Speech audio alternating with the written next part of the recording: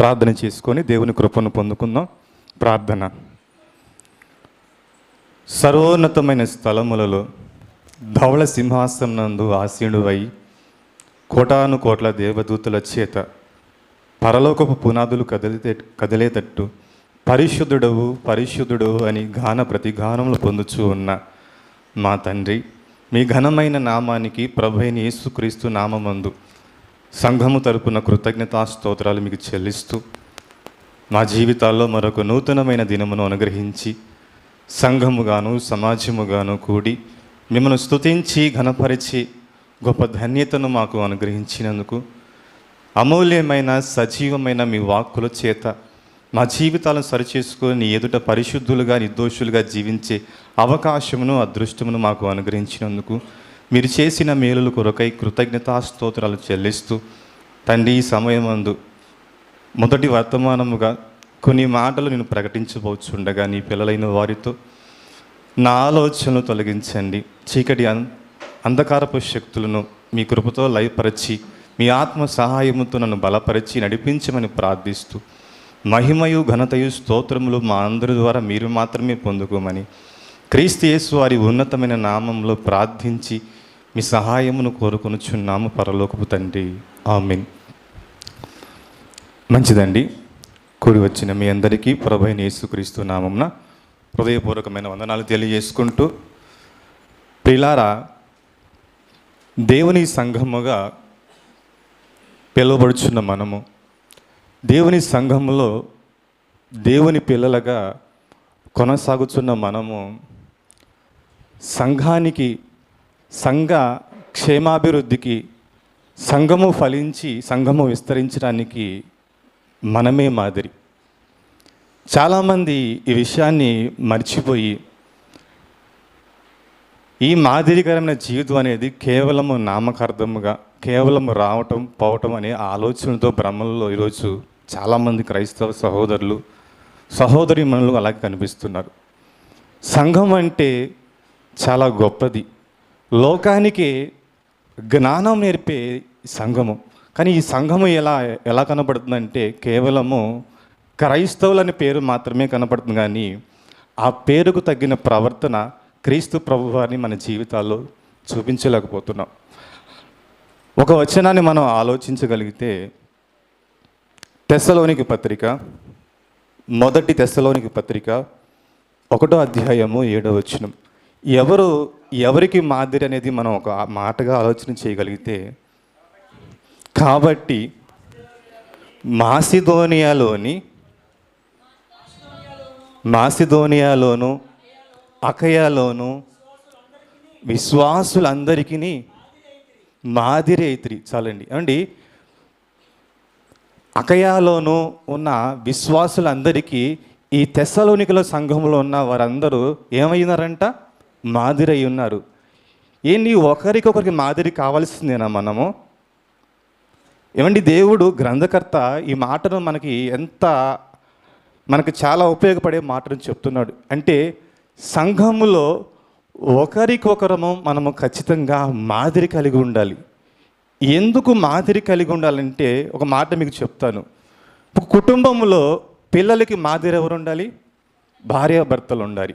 భార్యాభర్తలు మాదిరి లేకపోతే ఆ కుటుంబం నిలబడుతుందా?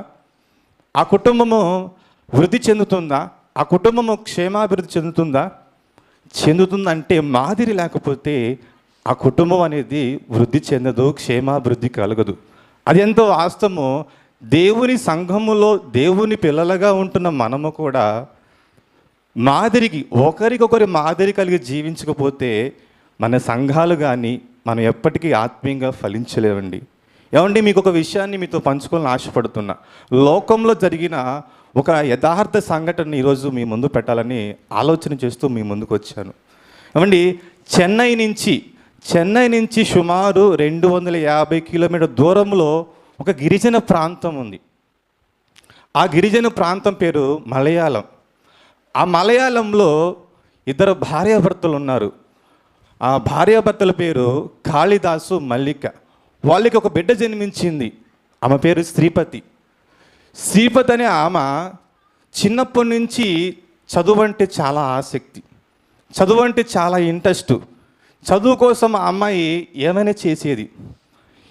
వాళ్ళ తల్లిదండ్రులకి ఏ మాటలు చెప్పిందో కానీ మొత్తానికి వాళ్ళ తల్లిదండ్రులకు కూడా వాళ్ళని తన వైపుకు తిప్పుకొని చదువును ఎలాగైనా చదువుకోవాలి, ఈ చదువుల్ని సాధించాలని ఒక ఆలోచనతో ఆమె చేసింది. అయితే వాళ్ళున్న ప్రాంతం గిరిజన ప్రాంతం. ఆ గిరిజన ప్రాంతంలో ఎక్కువ ఏంటంటే మూఢనమ్మకాలు, ఆచారాలు, పట్టింపులు ఇవన్నీ చాలా ఉంటాయి. వాళ్ళలో ఎక్కువ చదువుకోనివ్వరు. కానీ ఆ స్త్రీ ఏం చేసిందంటే వాళ్ళ ఆచారాలను, వాళ్ళ పెద్దలను పెడచెవిని పెట్టేసి వాళ్ళ తల్లిదండ్రులని తన వైపుకు తిప్పుకొని చదువు పట్ల ఆసక్తి కలిగి చదువుకుంది. మొత్తానికి 10th ఇంటర్ పూర్తి చేసేసింది. అయితే ఈ లోపల ఆమెకి పెళ్లి వయసు వచ్చేసేసింది. ఈ లోపల ఏం చేశారంటే పెద్దవాళ్ళు ఆమెకి వివాహాన్ని ఏర్పాటు చేసి వివాహం చేసేశారు. తన ఆశ ఏంటంటే బాగా చదువుకోవాలి, బాగా పై చదువుకొని గొప్పగా ఒక మంచి విజయాన్ని పొందుకోవాలని ఆసక్తి తనలో ఉంది. అయితే ఈ లోపల ఆమెకి వివాహం జరగటం వల్ల చాలామంది వివాహం అయిన తర్వాత ఏం చేస్తారంటే ఇక నా జీవితము ఇంతటితో అయిపోయింది, నా జీవితము వంటగదికే పరిమితము, నేను నా భర్తకి సేవ చేసుకోవాలి, పిల్లలను కనాలి, ఇదే నా జీవితం అని చాలామంది అనుకొని భ్రమలో బ్రతుకుతూ ఉంటారు. అయితే ఈ శ్రీపతి అనే ఆమె తన జీవితంలో తన భర్తకు లోబడుతూ, తల్లిదండ్రులకు లోబడుతూ, ఇవన్నీ చేస్తూ కూడా తన భర్తని మరలా కాంప్రమైజ్ చేసుకుంది. ఏమంటే నేను చదువుకుంటాను, నాకు చదువు అంటే చాలా ఆసక్తి ఉందని చెప్పేసి ఎట్లాగట్లా తన భర్తని మార్చుకొని మొత్తానికి చదువుకు సిద్ధపడింది. మొత్తానికి పై చదువుకు సిద్ధపడి ఆమె కాలేజీలో జాయిన్ అయింది. మరలా ఆమె 250 కిలోమీటర్ దూరం నుంచి మరలా చెన్నైకి వచ్చి చదువుకుంటూ ఉండాలి. ఇలా చదువుకుంటూ ఉన్నప్పుడు భర్తకు లోబడుతూ, భర్తకి అన్నీ చేస్తూ చదువుకుంటూ తరుణంలో మొత్తానికి బాగా చదువుకుంది. బాగా చదువుకొని ఈరోజు ఒక గొప్ప పొజిషన్లో ఆమె ఉంది. అయితే ఈ చదువుకున్న మధ్యకాలంలో ఏం జరిగిందంటే ఆమె గర్భవతి అయింది. గర్భవతి అయ్యి మొత్తానికి ఆమె బాగా చదువుకున్న ఆ సమయానికి ఎగ్జామ్ డేట్ ఇచ్చారు. ఎగ్జామ్ డేట్ వచ్చేసి నవంబర్ 29. అయితే ఈ ఎగ్జామ్ డేట్కి ముందు రోజే ఈమెకి కాన్పు నవంబర్ 27. అలాంటి సమయంలో ఆ అమ్మాయి నేను సాధించాలి అన్న ఒక ఆలోచన, తన మనసంతా గందరగోళం అయిపోయి ఉక్కిరిబిక్కిరి తరుణంలో సర్లే ప్రెగ్నెంట్ అయ్యాం కదా, కానుపు అనేది ఒక వారం ముందు రావచ్చు, వెనక రావచ్చు అనే ఒక ఆలోచనతో దేవుడి పైన భారం వేసి ముందు కొనసాగుతుంది. మొత్తానికి ఎట్టకేలకి ఆమె ఎగ్జామ్కు ముందు 27 తారీఖున కానుపయింది. కానుపైన సమయంలో స్త్రీ ఎలా ఉంటుంది? చాలామందికి స్త్రీలకు తెలుసు, బిడ్డలు కన్నా స్త్రీలకి ఎలా ఉంటుంది. ఆమె బిడ్డను కన్నప్పుడు ఒకసారి మనం ఆలోచన చేయగలిగితే బిడ్డను కన్నప్పుడు ఆమె చావు అంచుల దాకా వెళ్ళి తిరిగి బ్రతికినట్టే. ఎందుకంటే అంత ప్రమాదకరమైనది ఆ కానుపు అనేది. అలాంటి పరిస్థితుల్లో ఆమె బిడ్డను కని కూడా అప్పుడు చాలా నిరుత్సాహపడింది, చాలా బాధపడు, చాలా దుఃఖపడుతూ ఉంటే మరలా ఏం చేసింది, లేదు నేను ఎగ్జామ్ రాయాలి, లేదు ఎలాగైనా నేను ఎగ్జామ్ రాసి నేను అనుకుంది సాధించాలని చెప్పేసి మరలా పట్టుబట్టింది. అక్కడ ఉన్న డాక్టర్లు అందరూ నీకైనా మైండ్ పోయిందా, పిచ్చి పట్టిందా, ఒక పక్క బిడ్డను కానీ ఉండి ఒక పక్క నీకు రక్తస్రావం అవుతుంటే నీకైనా పిచ్చి పట్టిందా అని అంటే లేదు డాక్టర్ అని చెప్పేసి భర్తని, డాక్టర్ని, తల్లిదండ్రులని అందరినీ మరలా ఏ మాట చెప్పుకొని మొత్తానికి వాళ్ళని కాంప్రమైజ్ అయ్యి మరలా పసిబిడ్డను చేతిలో వేసుకొని ఒక పక్క రక్తస్రావం కలుగుతూ ఉంటూ 250 కిలోమీటర్ ప్రయాణం చేసుకుంటూ ఎగ్జామ్ హాల్కి వెళ్ళింది. అసలు ఈ విషయాన్ని ఆలోచిస్తే లోకరీతిగా చాలా గొప్పగా ఉంటుంది. అయితే ఆమె తన బిడ్డను చేతిలో పెట్టుకొని, మనం ఆలోచించాలండి, పసికందును చేతిలో పెట్టుకొని 250 కిలోమీటర్ ప్రయాణం చేయగలుగుతావా?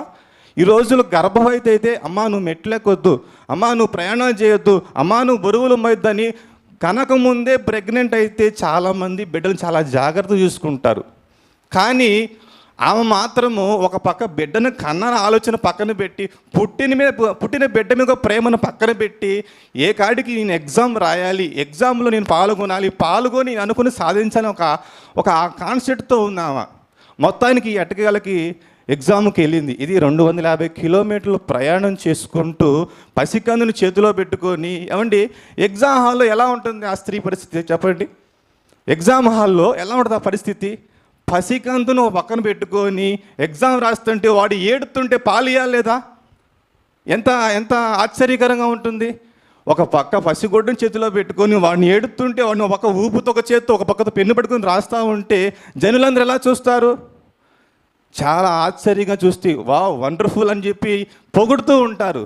ఎట్టానికి మొత్తానికి ఆమె ఎగ్జామ్లో రాసేసి మొత్తానికి ఆమె అనుకున్నది సాధించింది. ఆమె ఏం సాధించిందంటే సివిల్ జడ్జి అధికారి అంట. ఈ సివిల్ జడ్జి అధికారి సాధించిన తర్వాత ఏమంటే ఈరోజు ఆమెని, అమ్మ నీవు గొప్పదానివి, నువ్వు అనేక మంది స్త్రీలకు నువ్వు మాదిరి అయి ఉన్నావు, అనేక మంది స్త్రీలు నీ చూసుకుని తల ఉంచుకుంటారమ్మా, అనేక మంది స్త్రీలు చూసి బాగుపడతారని చెప్పేసి ఆమెని ఈరోజు గొప్పగా ఆమెని పొగుడుతూ ఉన్నారు. చివరికి ఆఖరికి ఏమండి ముఖ్యమంత్రి, తమిళనాడు ముఖ్యమంత్రి అండి, ముఖ్యమంత్రి గారు సైతం కూడా ఆమెను వెళ్ళి ఆమెని ఘనపరుస్తూ, ఆమెని పొగుడుతూ, ఆమెని సన్మానిస్తూ, ఆమెని అమ్మా నీవు గొప్పదానివి, నీవు ధన్యురాలని చెప్పేసి ఆమెని పైకి లేపుతున్నారు. అప్పుడు నాకు అనిపించింది, ఓకే మంచిదే, లోకరీతి కరెక్టే కదా అనిపించింది. కానీ ఇది లోకరీతే, కానీ దీనికి మించిన ధన్యురాలు చాలామంది నాకు కనిపించారు. అప్పుడు నాకు అనిపించింది, ఆమెను గురించి పలుకుతున్న మాటలు అంటే అనేక మంది స్త్రీలకు నువ్వు మాదిరి అయి ఉన్నావమ్మా అని చెప్తున్నారు. అప్పుడు నాకు అనిపించింది, ఏమండి వాస్తవానికి లోకానికి ఎవరు మాదిరి అయి ఉండాలి? క్రైస్తవులా కాదా? ఎందుకు క్రైస్తవ లోకానికి మాదిరిగా ఉండాలి? క్రైస్తవుడని పేరులో ఏముంది? ఏమండి క్రైస్తవుడని పేరులో ఏంటంటే మన ప్రభు అయిన క్రీస్తు ఉన్నాడు. మరి లోకానికి మాదిరి ఎవరు మొత్తానికి మనం చూపించి వెళ్ళిపోయింది? యేసుక్రీస్తు వారు. మరి యేసుక్రీస్తు వారు ఇప్పుడు ఉన్నారా? లేరు. మరి యేసుక్రీస్తు వారు లేనప్పుడు మరి లోకానికి మాదిరి ఎలా చూపించాలి? క్రీస్తును ధరించుకున్న క్రైస్తవులుగా పిలువబడుతున్న మనం మాదిరి చూపించాలి. ఈరోజు తమిళనాడు ప్రాంతంలో ఆమెను చూసి అనేక మంది స్త్రీలకు మాదిరి అయ్యామని చెప్పేసి ఆమెని ఘనపరుస్తూ ఉన్నారు. కానీ ఆమె చూపించిన మాదిరి ఎంతవటికి? కానీ క్రైస్తవుడికి లోకానికి తేడా అయిందంటే ఆమె చూపించిన మాదిరి ఎంతవరకు అంటే, కానీ క్రైస్తవుడు చూపిస్తున్న మాదిరి ఎక్కడ దాకా వెళుతుందో చెప్తా. ఒకసారి తిమోతి పత్రిక తీయండి. తిమోతి మొదటి పత్రిక 4వ అధ్యాయం 8వ వచనం చదవండి. శరీర సంబంధమైన సాధకము కొంచెం మట్టుకే ప్రయోజనకరమగును, కానీ దైవభక్తి ఇప్పటి జీవ విషయంలోనూ రాబో జీవ విషయంలోనూ అది అన్ని విషయంలో ప్రయోజనకరమగును. ఏమంటే ఈరోజు స్త్రీపతి అని చెప్పుకునే ఆ స్త్రీ లోకానికి మాదిరి అని ఆమెను గురించి చెప్పుకుంటున్నారు. అది ఎక్కడి వరకు? ఈ లోక సంబంధం వాటికే ప్రయోజనకరము. కానీ క్రైస్తవుడు చూపించుతున్న మాదిరి ఎక్కడికి వెళ్తుందంట? రాబో నిత్య జీవానికి. ఏమండి మనం క్రీస్తుని ధరించుకున్న మనము ఎవరికి మాదిరి కలిగి చెప్పండి? ఈరోజు మనము బాప్టిజం పొంది 10 ఏళ్ళు 15 సంవత్సరాలు చాలా సంవత్సరాలు గడుస్తుంది. ఈరోజు మనం లోకానికి మాదిరిని చెప్తున్న మనము లోకాన్ని పక్కన పెట్టండి, సంఘంలో ఉన్న మనము ఒకరికొకరు మాదిరి కలిగి ఉంటున్నామా? ఈరోజు కలిగి ఉండలేదండి. అప్పుడు నాకు అనిపించింది, మాదిరి ఎవరై అంటే లోకానికి మాదిరి ప్రభు అయిన యేసుక్రీస్తు వారిని కన్నా మరియమ్మ గారు నాకు జ్ఞాపకం వచ్చారు.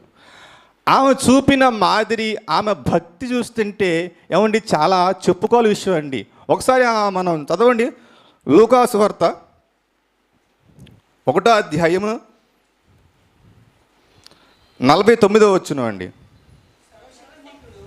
సర్వశక్తిమంతుడు నాకు గొప్ప కార్యములు చేసిను గనుక ఇది మొదలుకొని అన్ని తరముల వారును నన్ను ధన్యురాలు అందరూ. అండి ఈ మాట పలుకుతుంది ఎవరు?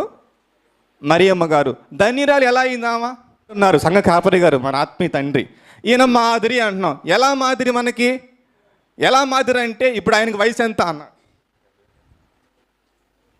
ఇప్పుడు ఆయన వయసు 63 సంవత్సరాలు. 63 సంవత్సరంలో కూడా ఉదయం పూట ప్రార్థనలో జాయిన్ అవుతాడా లేదా? ఏమండి మనం ఎంతమంది ఉన్నాం? ఏమండి ఆన్లైన్ ప్రార్థన ప్రారంభించిన దగ్గర నుంచి నిన్న వరకు ఈరోజు వరకు ఆయన ఆబ్సెంట్ లేదు. అవునా కాదా? ఏమండి ఆయన మాదిరి అంటే ఒక వ్యాన్ ఉంది, కుర్చీలు ఉంది, అనేక మంది సహోదరులు ఉన్నారు, ప్రేరేపించి సువార్త పని 100 కిలోమీటర్లు అయినా 1000 కిలోమీటర్లు అయినా పోయి చేస్తానంటాడా? చేయనంటాడా? చేస్తానంటాడు. ఇది మాదిరి కనబడుతుందిగా. ఇప్పుడు నీతిమంతుడు అన్నాను అనుకోండి, గోపి నీతిమంతుడు. ఎలా నీతిమంతుడు? క్రియలను బట్టి అవుతాడా? అవుతాడా అవడా? చెప్పండి. నేను చాలామంది పేర్లు వాడతా. ఇప్పుడు నీతిమంతుడు అంటే దేన్ని బట్టి నీతిమంతుడు? చాలామంది క్రియల ప్రకారం నీతిమంతులు అవుతారు. అలాగే మరి మరియమ్మ గారు ధనియులు ఎలాగైంది? ఇప్పుడు ఇశ్రాయేల్లో చాలామంది కన్యకలు ఉన్నారా లేదా? ఇశ్రాయేల్ ఎన్ని గోత్రాలు? 12 గోత్రాలు. 12 గోత్రంలో ఏమేమి గోత్రమా? యూదా గోత్రం. యూదా గోత్రంలో చాలామంది కన్యకలు లేరు, ఆ ప్రాంతంలో ఉన్నారు కదా. మరి ఏమని ఎందుకు ఎన్నుకున్నాడు దేవుడు? ఏమని ఎందుకు వాడుకున్నాడు పాత్రగా? ఏ రోజున ఆలోచించారా? ఎందుకు ధన్యురాలయ్యింది? ఎందుకు ఈమెను వాడుకున్నాడంటే, ఏమండి ఏమో ఉన్న కాలంలో ఇశ్రాయేలు ఎలా ఉన్నారంటే, ఏమండి ఇప్పుడు మలాఖీ గ్రంథం తర్వాత మనకేం కనపడుతుంది? తెల్లని వైట్ పేపర్ కనపడుతుంది. తెల్లని వైట్ పేపర్ కాలం ఎంత? సుమారు 400 సంవత్సరాలు. ఆ 400 సంవత్సరాలు ఇశ్రాయేలు ఎలా ఉన్నారు? ఇశ్రాయేల్లో దేవుని ఎరుగని ఒక జనముగా భయంకరులుగా మారిపోయి ఉన్నారు. ఎలా పడితే తమ ఇష్టం వచ్చినట్టు బ్రతుకుతూ, విగ్రహాలు ఆరాధిస్తూ, మూఢనమ్మకాలు పాటిస్తూ, అనేకమైన భయంకరంగా చెడిపోయిన కాలంలో ఎవరు కనపడుతున్నారు? మరియమ్మ గారు. ఏమండి ఈరోజు సమాజంలో 6 నెలల సహవాసం మనం ఎవరైనా ఒక అన్నిటి చేసామనుకోండి, ఏమైపోతాం? ఖచ్చితంగా చెడిపోతాం. అదే ఒక సంవత్సరం చేస్తే పూర్తిగా లోకంలో కలిసిపోతాం. అలాంటి జీవితాల్లో మనం ఉన్నప్పుడు ఏమండి మరియమ్మ గారు ఇశ్రాయేలు పూర్తిగా చెడిపోయి దేవునికి దూరం అయిపోయి దేవుని వాక్కు రావడం కష్టమైన కాలంలో కూడా ఆమె ఎలా ఉండిందంట? చాలా భక్తి కలిగి ఉంది, చాలా విశ్వాసం కలిగి ఉంది, చాలా తగ్గింపు కలిగి ఉంది, చాలా విధేయత కలిగి ఉంది. ఒక రక్షకుణ్ణి కనడానికి ఉపయోగపడిన పాత్రగా ఉందంటే ఆమె చూపించిన మాటలు చదవండి మరొకసారి. లూకా సువార్త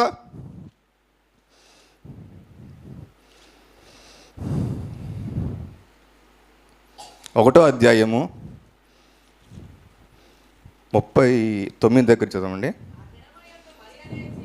ఆ దినముల యందు మరియ లేచి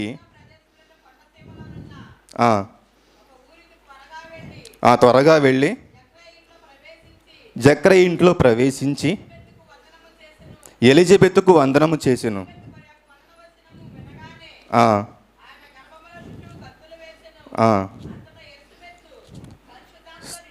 సారీ అమ్మా, 42 వచ్చింది అతను ఒకసారి మరొక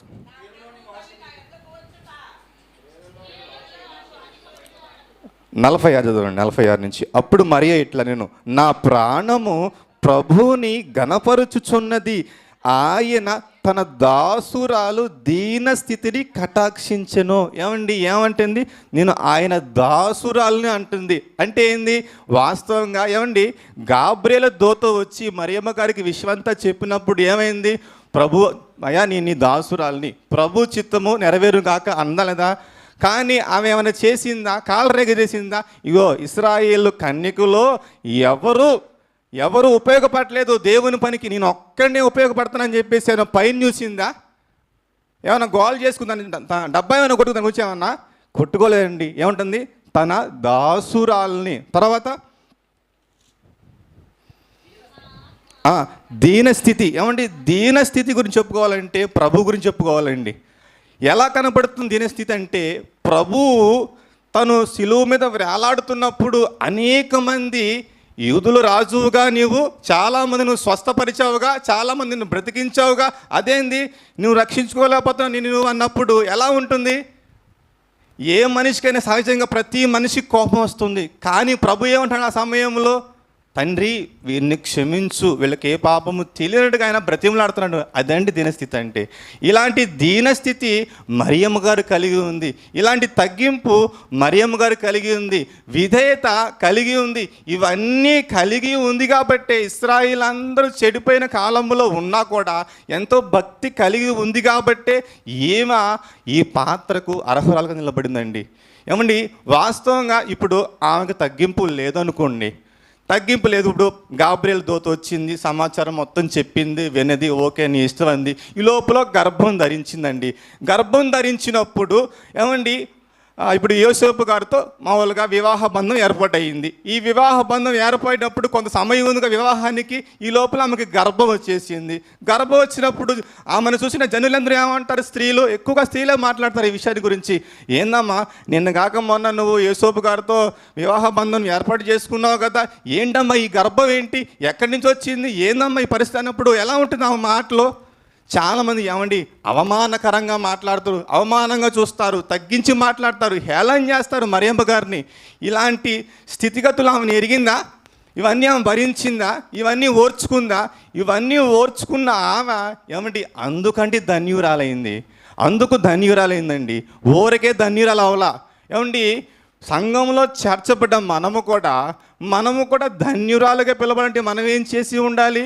ఇదిగో ఇలాంటి వాళ్ళను మనం కలిగి జీవించాలి. ఈరోజు లోకంలో ఆమెని, స్త్రీపతి ఆమెని అందరికీ మాదిరి నువ్వేనమ్మా, అందరికీ ఆదర్శవంతురాలు నువ్వే అని చెప్పుకుంటున్నారు. ఆమె కాదు లోకానికి ఆమె సెట్ అవుతావు. కానీ ఈ మరియమ్మ గారు చూపించిన భక్తి లోకానికి, రాబోయే నిత్య జీవానికి ఏమో మాదిరి అయి ఉందండి. ఏమండి వాస్తవంగా మనం ఆలోచన చేయగలిగితే అసలు మరియమ్మ గారు పడ్డ కష్టము చాలా మనం ఒక ముక్కలో చెప్పుకునేది కాదు. ఎన్ని బాధలు, ఎన్ని నిందలు, ఎన్ని అవమానాలు, ఎన్ని ఇబ్బందులు, ఎన్ని ఆటంకాలు. అసలు తన కుమారుణ్ణి, ప్రభువారిని పలుకుతున్న మాటలు ఆమె వింటుంటే ఎలా ఉంటుంది? ఇప్పుడు మీరు చాలామంది బిడ్డల తల్లిలు ఉన్నారు. మీ పిల్లలు మాట అన్నారనుకో, నేను ఒప్పుకుంటారా? మీరు చాలా బాధపడతారు. కానీ ప్రభువు ఎన్ని మాటలు అంటున్నా కానీ ఆమె ఓర్చుకుంటూ సహించుకుంటూ ముందుకు సాగిందండి. ఏమండి ఇప్పుడు చెప్పండి, లోకానికి మాదిరి ఎవరు? క్రైస్తవులేనండి. ఏమండి యేసుక్రీస్తు వారు కన్నా తల్లి అయిన మరియా ఆమె స్త్రీయే, కరెక్టే. మరి ఇప్పుడు మనం ఆలోచన చేయగలిగితే శరీరాన్ని బట్టి మనం ఇప్పుడు స్త్రీ పురుషుని చెప్పుకుంటున్నాం, కానీ ఆత్మను బట్టి చూస్తే అందరం దేవుని కుమారులు అయి ఉన్నాం, అవునా కాదా? ఏమండి రక్షకుణ్ణి ఆమె కని గర్భాన ధరించి అనేక మంది రక్షణ కొరకు ఆమె కారకులకు నిలబడింది. ఈరోజు మనము కూడా క్రైస్తవుని ధరించుకున్న మనము, ప్రభువుని ధరించుకున్న మనము ఎంతవరకు మాదిరి కలిగి ఉంటున్నాము? లేదండి. ఈరోజు సమాజంలో, సంఘంలో ఉంటున్న మనము మాదిరి కలిగి ఉండలేదు. మాదిరి కలిగి ఉంటే సంఘము క్షేమాభివృద్ధి అవుతుందా అవుదా? మరి ఎందుకు అట్లా సంఘము క్షేమాభివృద్ధి? ఎప్పుడు చూసినా ఈ 30 మంది 50 మంది కనపడుతున్నారు. కారణం ఏంటి? ఏ రోజైనా ఆలోచించారా? సంఘంలో నేను వస్తున్నాను, సంఘానికి వచ్చాను నేను, నా పాత్ర ఏంటి, నా బాధ్యత ఏంటి, సంఘంలో ఏం జరుగుతున్నాయి, సంఘంలో ఏమీ లేవు, సంఘ కాపురి పరిస్థితి ఏంటి, సహోదరుల పరిస్థితిని ఏ రోజైనా మనం ఆలోచన చేసామా? ఆలోచన చేయమండి. ఎందుకు? వచ్చాం వెళ్ళిపోయి అనే ఈ మాటలతో మనం ఉంటున్నాం తప్ప, సంఘానికి వస్తున్న నేను సంఘానికి మాదిరి కలిగి ఉండాలి, మాదిరి లేని జీవితము వ్యర్థమని ఆలోచన పక్కన పెడుతూ అపవాది వేసిన అగ్ని బాణాలకు దొరికిపోతున్నామండి. పిల్లారా గమనించండి, యేసుక్రీస్తు వారిని మరియమ్మ గారు గర్భాన ధరించి అనేక మందికి రక్షణకు కారణంగా నిలబడిందా లేదామా? మరి ఆత్మీయంగా ఆలోచిస్తే ఆమె గర్భాన ధరించింది, కానీ మనము రక్షణ ద్వారా ధరించాలి లేదా ప్రభువుని? రక్షణ ధరించిన ప్రభువుని మనము ఎంతవరకు ప్రకటిస్తున్నాము? ప్రభువుని ఎంతవరకు మన జీవితంలో ఎన్ని ఆత్మలకు సువార్త ప్రకటించి సంఘంలో చేర్చాము? ఏమండి సంఘంలో నువ్వు పాట పడితే గొప్ప విషయం కాదు, వాక్యం చెబితే గొప్ప విషయం కాదు, కానుకిస్తే గొప్ప విషయం కాదు. దేవునికి కావాల్సిన ఏంటి? ముందు సంఘంలో ప్రవర్తన. ఏమండి పౌలు గారు తిమోతికి చెప్తారండి, పౌలు గారు చెప్తారు తిమోతికి, సంఘంలో నీవు మాదిరి కలిగి అని చెప్తారు. ఆ రెఫరెన్స్ తీయండి, మాటలోను ప్రవర్తనలో రెఫరెన్స్ ఉంటుంది.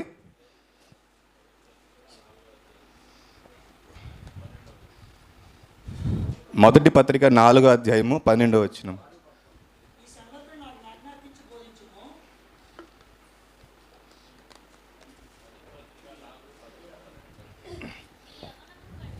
నీ యవ్వనమును బట్టి కానీ మాటలోను ప్రవర్తనలోను భయములో ప్రేమలోను విశ్వాసంలోను పవిత్రతలోను ఎవరికి మాదిరిగా ఉండాలి? విశ్వాసులకు మాదిరిగా ఉండాలి. సంఘంలో ఉన్న మనము, సంఘంలో ఉన్న ప్రతి ఒక్కరికి మనందరం మాదిరి కలిగి ఉండాలండి. ఏమండి ఈరోజు మన మాటలు ఎలా ఉంటుంది? సంఘానికి వచ్చిన మన మాటలు ఎలా ఉంటాయి అంటే, ఎవరైనా ఒక మాట గబ్బిక్కున అన్నారనుకోండి, వెంటనే అనేస్తారండి మాట, వెంటనే అనేస్తారండి మాట. ఈ లోపల ఏంది నువ్వు రాలేదంటే, నువ్వు రాలేదంటగా ఎప్పుడు ఈ మాటలే. ఎందుకు రాలేదు నాయన, ఏం జరిగింది అనే సమస్య, ఇబ్బందిని ఎవరు ఆలోచించారా? ఆలోచన చేయవండి. ఇవేమి వెంటనే మాట ఉందిగా గప్పక్కన నేస్తామండి. ఏమండి, మన మాటలే మనకు తీర్పు అండి. చాలా విషయాల్లో మనం గమనించట్లేదండి. మన మాటే మన మీద తీర్పుగా వస్తుంది. కానీ మనము నోటికి వచ్చినట్టు ఎలా పడితే అలా మాట్లాడుతూ ఉంటాము, ఎలా పడితే అలా తీర్పు తీరుస్తూ ఉంటాం. సహోదరులకి చాలామంది చాలా విషయాలు తెలియట్లా. ఏమండి, వాక్యం చెబుతున్న సహోదరులే చాలా మాటలు మాట్లాడుతున్నారు. ఏమని? ఏది పడితే మాట్లాడుతున్నారు. నువ్వు ఎందుకు రాలంటే, నువ్వు వచ్చావమ్మన్నా, నువ్వు రాలేదుగా అమ్మన్నా అని ఎప్పుడు ఈ చెప్పుకోవటమే. ఎందుకు రాలేదు నాయన, ఏమైంది, పరిస్థితి ఏంటి అని ఆలోచన చేయట్లేదండి. చదువు ఒకసారి వచ్చినము.